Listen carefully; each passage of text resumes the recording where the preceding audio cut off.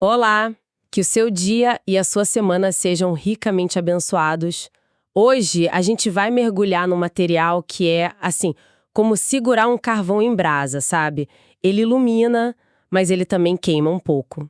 A nossa fonte é o primeiro capítulo de um clássico, Por que Tarda o Pleno Avivamento, do autor Leonard Ravenhill. E o nosso objetivo aqui é ir fundo no argumento dele, que é basicamente um chamado de emergência, para a igreja olhar para duas palavras, oração e unção.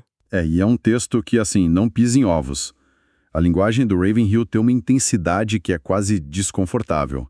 Ele não está sugerindo pequenas melhorias, né? Ele está soando um alarme sobre o que ele enxerga como uma crise de vida e de poder na igreja. É aquele tipo de leitura que força uma autoavaliação, não importa onde a pessoa esteja na sua jornada. Exatamente. E ele já começa com uma imagem que define o tom de todo o capítulo. Ele diz que, na igreja moderna, a reunião de oração se tornou uma espécie de Cinderela. Ela está lá, faz o trabalho sujo, mas é desprezada, é escondida, enquanto as irmãs mais vistosas, que são os programas, os sermões bem elaborados, vão para o baile. Isso me fez pensar, por que algo que, em teoria, é o motor da fé, seria tratado como parente pobre? Essa é a pergunta, né? A pergunta que ecoa pelo texto todo. E essa metáfora da Cinderela é genial porque ela já expõe um paradoxo.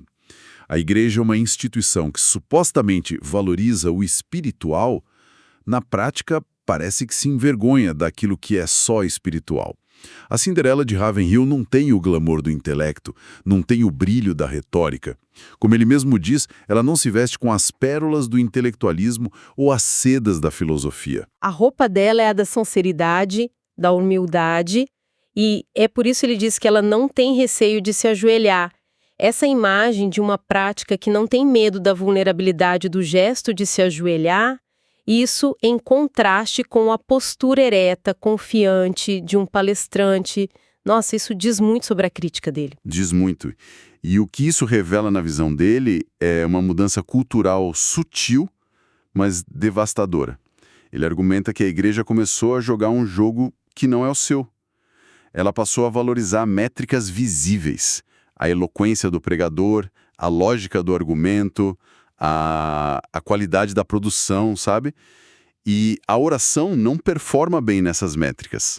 Ela é invisível, silenciosa e o único pré-requisito dela, como diz o texto, é a espiritualidade.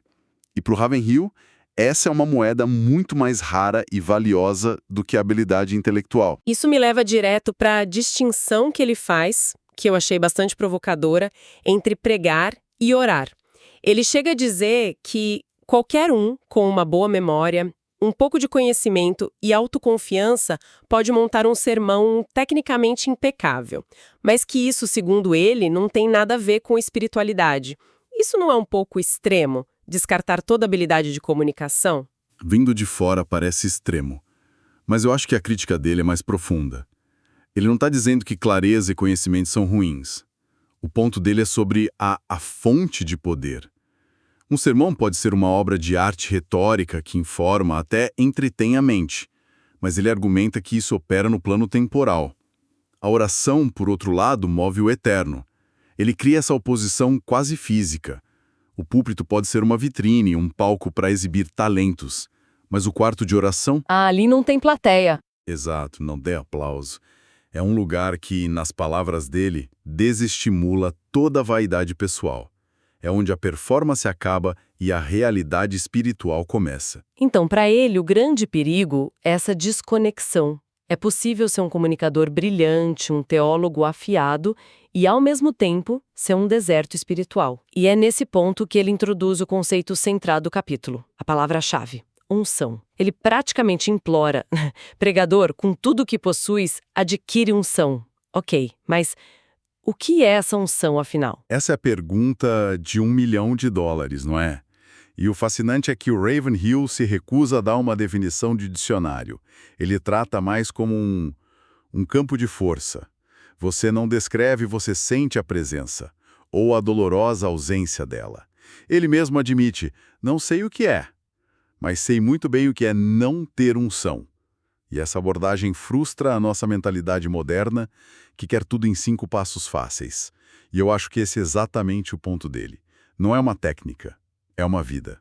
Ele diz que a pregação sem unção mata a alma do ouvinte, em vez de vivificá-la. É uma afirmação muito pesada. Quer dizer que um sermão, mesmo que teologicamente correto, pode ser prejudicial. Na visão dele, sim. É como servir uma refeição de plástico. Parece comida, tem a forma de comida, mas não nutre. Pior, ela te deixa com a sensação de que comeu, mas na verdade você continua faminto. A unção é o que transforma a informação sobre Deus em uma experiência de Deus. Ele a descreve como dinamite. A lógica, o zelo humano, são como martelos que podem lascar a superfície de um coração endurecido. A unção, para ele, é a explosão que o despedaça. Entendi. A unção é a diferença entre ver um documentário sobre o fogo e sentir o calor do próprio fogo. Mas se é algo tão crucial e, ao mesmo tempo, tão indefinível, a pergunta óbvia é: como alguém consegue isso? O texto é bem claro que não vem de um diploma ou de uma cerimônia. De jeito nenhum. E é aqui que o argumento dele fecha o círculo e volta para Cinderela, para a oração. Para o Ravenhill, a unção não é um presente, é um prêmio. É o prêmio que Deus concede ao combatente da fé que luta em oração. A linguagem que ele usa é de conflito, de persistência, de batalha. Ele diz que a vitória não é conquistada no púlpito com piadinhas e tiradas intelectuais, mas no quarto de oração, muito antes do pregador sequer pensar em subir os degraus. Ou seja, a oração não é o aquecimento antes do jogo, é o próprio jogo. O que acontece no púlpito é só o placar sendo mostrado. Se o pregador sobe lá sem essa base de oração, ele já entra em campo derrotado, não importa o quão bonito seja o uniforme. Essa é a essência do argumento. A unção é o subproduto de uma vida de oração. Não é um evento único, mas um estado de ser, uma dependência contínua que é forjada no fogo da oração persistente. E é a ausência disso que o leva ao diagnóstico sombrio que ele faz da igreja. E que diagnóstico? Tem uma frase dele que é brutal, que precisa ser lida devagar. A grande tragédia de nossos dias é que existem muitos pregadores sem vida no púlpito, entregando sermões sem vida a ouvintes sem vida. Essa frase tem um peso, dá a sensação de que ele não está só criticando, ele está lamentando uma morte. É um lamento, sim. Ele descreve um ecossistema de esterilidade, um ciclo de morte que se retroalimenta. O pregador não tem vida para dar porque ele não busca na fonte. E a congregação, por sua vez, se acostuma com a ausência de vida e talvez nem perceba mais que algo está faltando. Fica tudo no nível das ideias, da moralidade, da comunidade, mas sem o sopro vital. Ele usa outra analogia que eu achei devastadora, a dos pescadores. Ele nos convida a imaginar uma frota de barcos de pesca, com radares de última geração, as melhores redes, os motores mais potentes, mas que saem todos os dias e voltam com os porões vazios, sempre.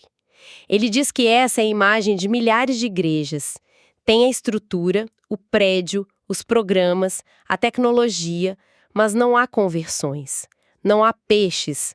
As portas se abrem, as luzes se acendem, mas a missão principal não se cumpre. E essa falta de pesca tem consequências práticas que ele aponta. Primeiro, o termômetro dessa condição é a reunião de oração, a Cinderela. Ela está morrendo ou já morreu.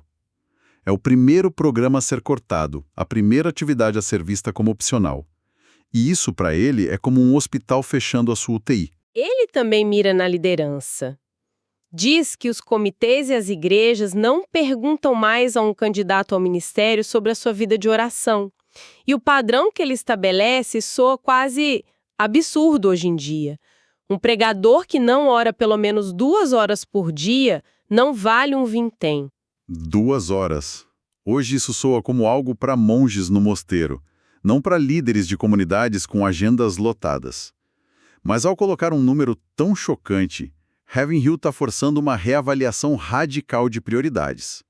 Ele não está dizendo que 2 horas é um número mágico, mas está perguntando: o que é, de fato, o trabalho principal de um líder espiritual? É administrar a organização ou é buscar o poder de Deus para vivificar essa organização? Para ele, a falta dessa disciplina deixa a igreja impotente. Exato. Ele fala da igreja assistindo aflita e frustrada aos males do mundo, que na época ele identificava como os maus espíritos de Moscou. Sem poder espiritual, a igreja se torna só mais uma ONG, mais uma voz de comentário social, mas sim a capacidade de realmente transformar corações e a sociedade. Ela reage ao mundo em vez de moldá-lo. E essa impotência é a consequência direta, na visão dele, da negligência da oração. Ele diz que, em vez de pescar homens, os pregadores acabaram pescando o elogio deles. Trocaram a missão pela aprovação. Tem o barco, as redes, o discurso, mas falta o dínamo, a fonte de energia. Ok, mas tudo isso soa quase sobre-humano. Imagino que quem ouve pode pensar: quem realmente vive assim hoje em dia? Isso é realista? E parece que o Ravenhill antecipou essa objeção, porque é nesse ponto que ele recorre aos gigantes da história para provar o ponto dele. Sim, esses exemplos históricos são um trunfo dele. Ele os usa para dizer, olha, isso não é uma fantasia que eu inventei. É assim que sempre foi quando a igreja esteve espiritualmente viva.